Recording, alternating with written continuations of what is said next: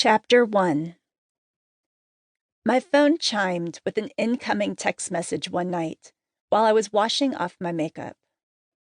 It was Sydney, a 19-year-old woman with a new spinal cord injury. I'd met her recently in a restaurant parking lot, and we discovered we had mutual friends when I noticed she was using one of my old wheelchairs. I gave Sydney my number and told her to text if she had any questions or to call if she wanted to talk. She had reached out several times since then, asking common questions about life with a spinal cord injury. I wondered what she was thinking about tonight. I read her text message. Hey, Jenny. The 1-year anniversary of my injury is tomorrow, and I know you've been through quite a few of these days. This is probably a dumb question, but do you have anything you do to get you through the day, or anything that's helped you? I pondered her question as I brushed my teeth, changed into my pajama top, and transferred into bed using a sliding board. Activities that at one point had been impossible for me to do by myself. I reflected on the first few years after my injury. Those anniversaries were the hardest as I looked back and craved the life I used to live. A life full of independence, physical ability, and freedom in its many forms. For the first several years after my accident, my losses were greater than my accomplishments. I depended on others for my every physical need. I had lost my identity as an athlete and floundered as I tried to figure out who I was as a person with a disability. I hated the changes I saw in my body. It took years to accept I was never going to walk again.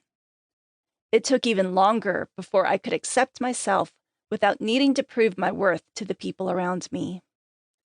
Life was hard. Well, let me be honest.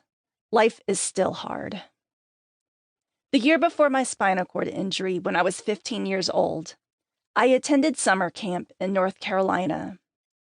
One evening, the leaders instructed us to find a quiet place and simply be still and listen. I chose to go outside.